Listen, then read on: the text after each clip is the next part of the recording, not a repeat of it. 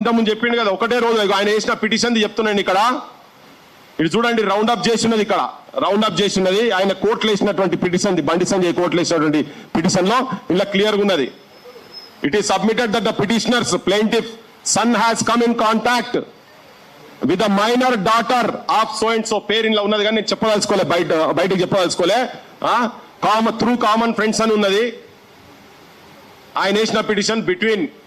between Bandi Sanjay Kumar ఇలా ఉన్నది చూడు ఇది ఆయన సబ్మిట్ చేసిన దాంట్లోనే ఉన్నది పెట్టిండు కేమ్ ఇన్ కాంటాక్ట్ విత్ అని ఎప్పుడో చెప్పిండు కదా ఇది అరెస్ట్ కాక ముందు చేసినటువంటిది కూడా ఉన్నది ఇది మరి ఈయనకి మొత్తం సమాచారం తెలుసు కదా ఇప్పుడు నేను చెప్పిన దాని ప్రకారంగా చట్ట ప్రకారంగా సమాచారం తెలిసినా కానీ పోలీసు వాళ్ళకి చెప్పాలి ఈయన దగ్గర పెట్టుకోవద్దు సమాచారం మరి ఒక కేంద్ర మంత్రి బాధ్యత ఉన్నటువంటి ఒక బాధ్యతాయుతమైనటువంటి స్థానంలో ఉన్నటువంటి వ్యక్తి పోలీసు వాళ్ళకి చెప్పాలి కదా నా కొడుకు ఇట్లా ఈ అమ్మాయితో మైనర్ అమ్మాయితో ఇట్లా తిరిగింది అని చెప్పాలి వాళ్ళ ఇంటికి ఎప్పుడో ఏప్రిల్ 22 కదా ఏప్రిల్ 22 ఏప్రిల్ 23 బండి సంజయ్ ఇంటికి ఒక నెల ముందే పోయి కలిసింది కదా అప్పుడే తెలుసు కదా మరి ఇది తెలిసినాక మళ్ళా ఉంటా నిర్మల్ పోలీస్ స్టేషన్ లో హనీ ట్రాప్ అని ఇంకో పిల్లగాంతో కంప్లైంట్ ఇప్పించిండ్రు ఇదంతా వీళ్ళని భయభ్రాంతులను చేసి వీళ్ళ దగ్గర ఉన్న సాక్ష్యాలను గుంజుకుందామనే ప్రయత్నం చేశారు కానీ వాళ్ళు ఇయ్యలేదు ఆ సాక్ష్యాలు అవన్నీ ఏమి ఇయ్యలే ఇప్పుడు వాటి అన్నిటి ప్రకారంగా సాక్ష్యాలు ఇవాళ కొత్త కేసు పెట్టిరన్న మీరు చూస్తే సాక్ష్యాలు ధ్వంసమైనాయి అని చెప్పి కొత్త సెక్షన్ పెట్టారు మళ్ళా ప్రెస్ లో మొత్తము కంప్లీట్ గా ఓవర్వెల్మింగ్ ఎవిడెన్స్ ఇచ్చింది మళ్ళీ వీళ్ళే ఓవర్వెల్మింగ్ ఎవిడెన్స్ అంతా ఇచ్చింది మీరే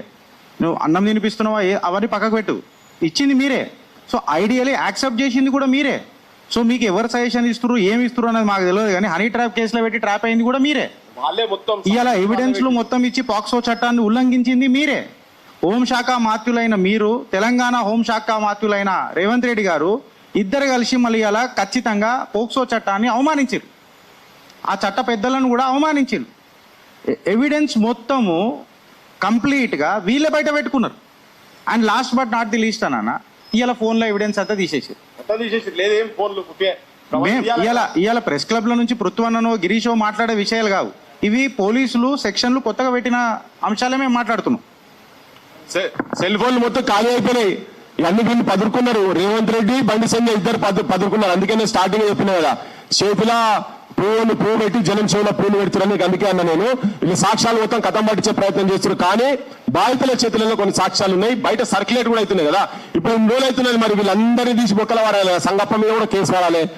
వాళ్ళు ఎవరైతే బయటికి తీసి సెల్ ఫోన్లలో పెట్టి ఆ బొమ్మను చూపించి మాట్లాడిన మీడియా వాళ్ళందరూ ఉన్నారు కదా ఎవరు నిజమైన మీడియానో కాదా మనకి ఎరకలు కానీ వాళ్ళందరి మీద కూడా కేసులు పెట్టాలి అవును వారు ముఖ్యమంత్రి ఇన్ఫ్లుయెన్స్ అయ్యి ఉన్నారు కదా ఆల్రెడీ ముఖ్యమంత్రి వాళ్ళ తరఫుకెళ్ళి వకాలకు పుచ్చుకుంటున్నారు కదా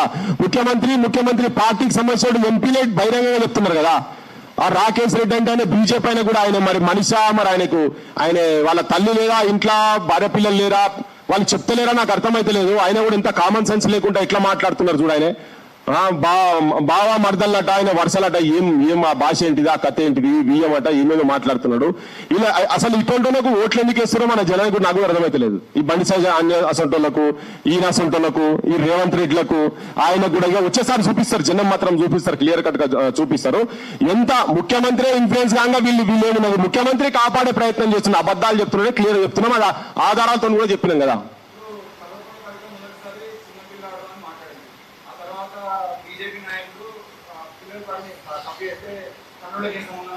కాంగ్రెస్ నాయకుడు మల్లాయి కూడా చిన్నపిల్లలు మూడు పార్టీలకు సంబంధించిన నాయకులు ఒకటి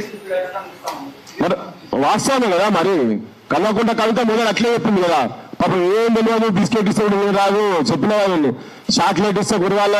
కురకాల సపర్యాల తెలియదు చీక్లెట్ ఇస్తే కూడా కురకాల సపర్యాల మింగాల తెలియని మనిషిని పాపము ఈమె అటువంటి చూసింది కానీ ప్రజల నుంచి తిరుగుబాటు వచ్చి ప్రజలు ఎప్పుడైతే క్వశ్చన్ చేసిండ్రో ఇమ్మీడియట్ గా తెల్లారి స్టేట్మెంట్ మార్చేసింది వీళ్ళందరికీ పైసల లావాదేవీలు కాంట్రాక్ట్లు ఆమె ప్రజల గురించి పనిచేసేందుకు వచ్చింది ఆమె కవిత అంటే ఆమె ఇప్పుడు మళ్ళీ కూడా అంతే వీళ్ళందరూ లావాదేవీలు ఉంటాయి ఇప్పుడు కవితకు కూడా ఆమె కేసు ఆమెకున్నది ఆడ లిక్కర్ కేసు ఉన్నది లిక్కర్ కేసులో ఏడ దొక్కుతారని ఆమెకున్నది ఈయనకు కూడా ఓటుకు నోటు కేసులో ఏడనే బుక్కల వారేస్తారని రేవంత్ రెడ్డి పోయి కాళ్ళ చుట్టూ తిరుగుతున్నాడు ఆయన మోడీ కాళ్ళ చుట్టూ బండి సంజయ్ కాళ్ళ చుట్టూ తిరుగుతున్నాడు దీంట్లో ఇంకొక కోణం కూడా ఉన్నాయి నేను నెక్స్ట్ దాంట్లో చెప్తా ఇలా మన ఆంధ్ర నాయకత్వం